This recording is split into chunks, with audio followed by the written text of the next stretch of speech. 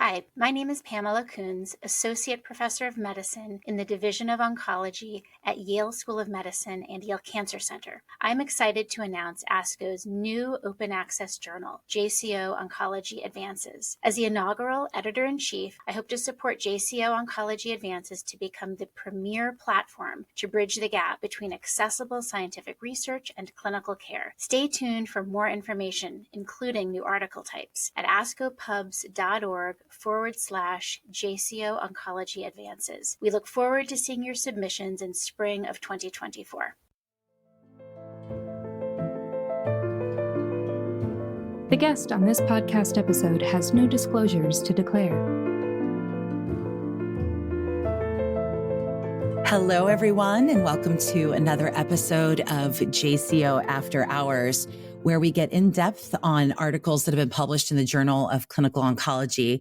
I am your host, Shannon Westin, a GYN oncologist and professor at MD Anderson Cancer Center, and I'm honored to serve as the social media editor of the Journal of Clinical Oncology.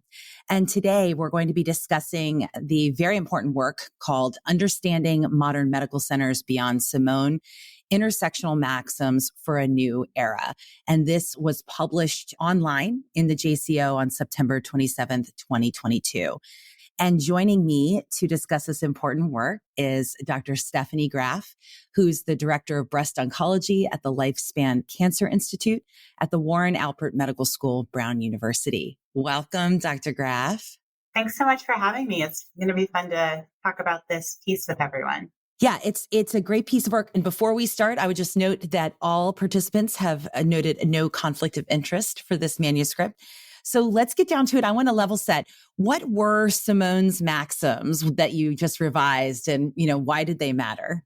Yeah, so Dr. Joseph Simone, who is a legend in oncology, and our revision of his work is truly in respect of what he did, not in any way meant to be anything less than that. So in 1999, Dr. Simone published in Clinical Cancer Research this piece that would famously come to be known as Simone's Maxims, and the official title was Understanding Academic Medical Centers. And that list of, sayings and circulated truths have really sort of been this commonly quoted list of things that people talk about in medicine as just the truths of what it takes to sort of cut it, if you will, in the world, especially in academic medicine, but just medicine in general. Like one of the famous ones are institutions don't love you back. And I think that you've probably heard these and maybe not even realized that you were quoting or hearing Simone's maxims, but they're pretty ubiquitous in the world of academic medicine, and in particular oncology, because Joseph Simone was an oncologist. He actually went on to write a book. There's a text called Simone's Maxims as well that's much longer than the clinical cancer research piece. We didn't have a book in us yet, so we just started with updating the original manuscript. That's so great. And it's so funny. When I was younger, I don't know if I'm still young or not, but we always would say there was things that we said and I had no idea where they came from. So I bet that a lot of our listeners are saying the same things like, oh, that's a Simone's Maxim. So I guess the question is now, why did your group set out to update these? I think if you look at the list of authors, a bunch of the authors have had recent career changes. And so it actually started as just sort of this casual conversation about how for many of us who have recently undergone career changes, that some of these maxims don't hold true for us. The list of authors is a group of very intersectional physicians in our identities. And I know you'll ask me a question in a moment here about what exactly intersectional means. But, I think that Dr. Simone wrote Simone's Maxims at a time when medicine was more homogenous. And so some of the characteristics, some of the maxims that he wrote represent the more traditional values of medicine, what medicine looked like in 1980 and 1990. And I think medicine in 2022, 2023, 2033 is just continuing to evolve and change shape. And so it's important that we reframe the truths of what it takes to foster a successful career create successful working environments for the modern workforce.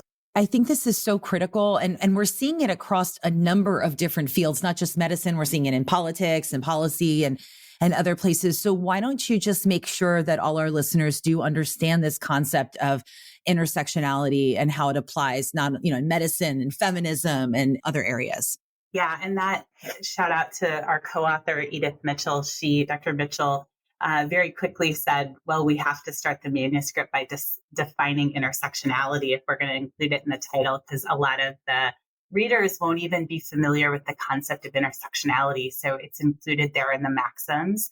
Intersectionality was first introduced in 1989, and the definition is this nature of social categories like race and class and sex and gender, and the way that they overlap so that I'm not just white or Christian or a farmer's daughter or a woman, but I'm all those different things. And that creates my intersectional identities. And obviously, there's millions of different intersectional identities because we have all of these different facets of our personality, of our identity that come together.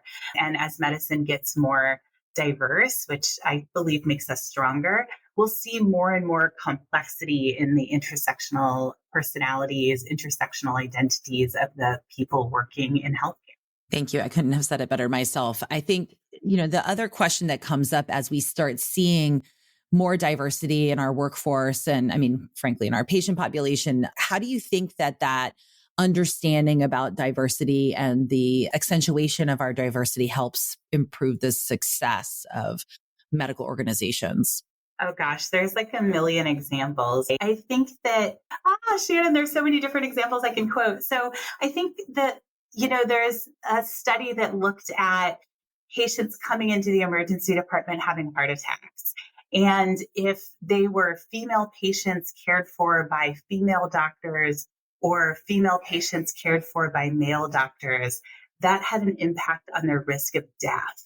Not surprisingly, it was the women patients cared for by male doctors that were the most likely to die, and the female patients cared for by the female doctors that were the most likely to live, telling us that when there's this concordance, this understanding between patient and physician, that it improves outcome. But that could be corrected if the male physicians had more female partners. So just that understanding of relationships, that exposure to more people, more female physicians, increased male physicians' ability to care for female patients or communicate with female patients, it just increased confidence or collective confidence. And that's been proven in other settings too, but that's just one sort of great example. The McKinsey Group has shown how financial performance improves with gender diversity and ethnic diversity. And that's been shown not just in healthcare, but in numerous different business environments. And if we think about, as an oncologist, as a clinical researcher, if I imagine that innovation is improved by diversity, imagine that translating into better clinical trial outcomes with a more diverse workforce. And the outcomes that the McKinsey Group show, ethnic diversity drove a 35% improvement in financial performance, which is huge. And again, that's at a time when the oncology workforce is really struggling with everything from, recruitment to trials, staffing, revenues. That would be enormous if we could drive that sort of performance. So I think that there's a million different ways to illustrate what diversity could do, whether it's make us better or stronger or more competent or provide better care. And it's been shown in a million different ways in a million different contexts. Well, you're convincing everyone I know. So I think I think we'll get into some of the kind of more nitty-gritty details of the manuscript. I want to be very clear. I think all our listeners should absolutely 100% read the entire manuscript because it's so critical. But let's try to hit some of the major high points. And I say this all the time, and I'm going to take your line, but which one's your favorite? What do you think is the most important one? Just like you would totally tell me which of your children is your favorite, right? I can't possibly pick a favorite. That's completely impossible. I really like one of the maxims that we have is everyone's time and voice is valuable. Institutional leaders must respect time and encourage diversity of thought. Originally, Dr. Simone had a maxim that said members of most institutional committees consist of about 30% of people who work despite other pressures and 20% who are idiots, status seekers, and troublemakers. And we changed that to say, again, everyone's time and voice is valuable. Institutional leaders must respect time and encourage diversity of thought as a way of saying that, I think that in 2022 and beyond, we're getting to a place where it's important that we find better labels for people than idiot and troublemaker, and that we reach beyond that to identify how we can help everyone find an environment to be successful, and that we fill the working corners of our cancer centers, the working corners of our hospitals, healthcare systems, clinics, with the people that are excited about the work that needs to be done. And, not all of us are going to want to run clinical trials. Not all of us are going to want to do quality improvement projects. Not all of us are going to want to do 5 straight days of clinic. Not all of us are going to want to insert the day-to-day grind of whatever it is that needs to get done to make a cancer center function. But somebody somewhere loves that little thing. And it's important that we work together to accomplish what needs to be done for best care of the patients that we're honored to take care of. And so we have to respect that time, respect that voice, and work to connect people with the thing that drives them.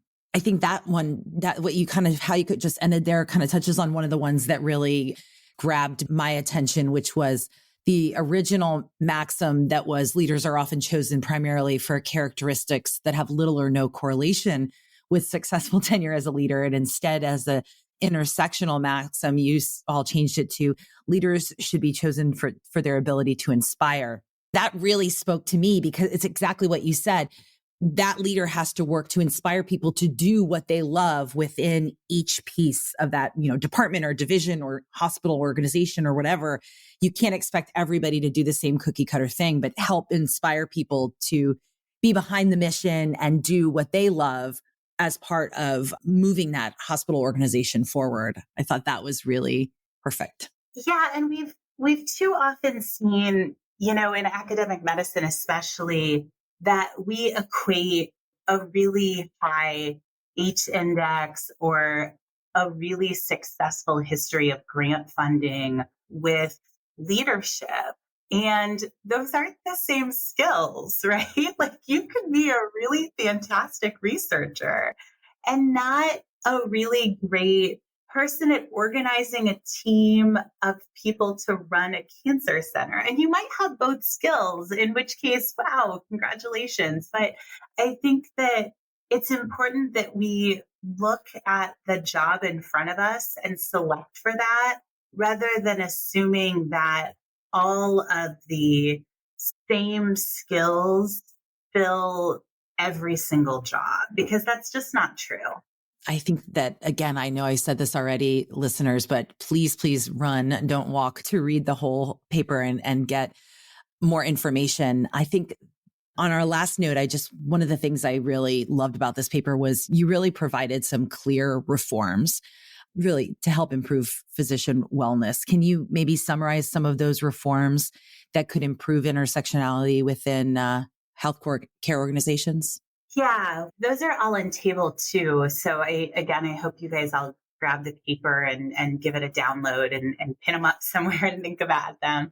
I think that some examples are, to really promote intersectionality, which means that you've got a lot of diversity in characteristics across your cancer center, which is going to be things like gender, race, introverts, extroverts, researchers, clinicians. You really have to have very clear metrics that are shared and discussed. And so you might need to publish benchmarks for things like median RVUs, or come up with a group incentive structure so that whether you're a person who is in clinic less and publishing more, or in clinic all the time and publishing less, you can work together to be successful collectively, and that everybody can be contributing to that greater team environment.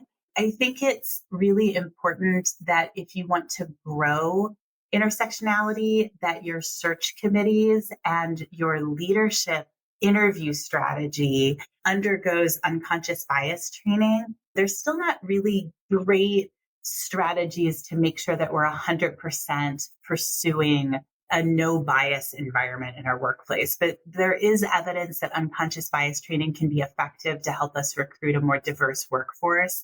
And that's the simplest strategy, is if you're going to be putting a search committee together, have everybody do an implicit bias training and work together to select candidates that don't necessarily fit what feels like your traditional mold, and then find strategies once you've hired into your organization to partner your new employee, new physician, new hire for maximum success in that workplace. Another important thing is, as you're growing diversity in your organization, is to make sure that you're creating opportunities to give everybody voice. You should be looking at who's being invited to speak and making sure that that's representative and diverse. You should be considering changing up strategies. One of the examples I often give is that when we have a problem and we do brainstorming, where you bring everybody in a room and they shout out, "This is what I think we should do," what happens is you get the loudest extrovert or the most powerful person at the table who just gets their way. And it's far more effective to do brain writing, where you have everybody write down the 3 or 5 or 10 things that they think might work. And then you read those out in a neutral way, because then everybody's voice and everybody's idea gets equal play in a neutral way that allows you to elevate those ideas independent of the other bizarre, irrelevant hierarchies that may exist in your system, and can really elevate some of those diverse voices and ideas in your organization. Those are just some of the examples that are listed. Yeah, listeners, there's a ton of very clear frameworks that you could potentially implement tomorrow in your organization if you want to strive to improve the intersectionality. Well, the time always goes so fast. It has been so great to speak with you, Dr. Graff. Thank you so much for being here. It's such an honor. I hope everyone gives it a read and comes up with the next iteration and update together with us. Perfect. So again, readers and listeners, this was Understanding Modern Medical Centers Beyond Simone, Intersectional Maxims for a New Era, published online in the Journal of Clinical Oncology on September 27th, 2022. And we are so thrilled that you came to listen to JCO After Hours. Please go check us out on the website and see what other podcasts you've missed. The purpose of this podcast is to educate and to inform. This is not a substitute for professional medical care and is not intended for use in the diagnosis or treatment of individual conditions. Guests on this podcast express their own opinions, experience, and conclusions. Guest statements on the podcast do not express the opinions of ASCO. The mention of any product, service, organization, activity, or therapy should not be construed as an ASCO endorsement.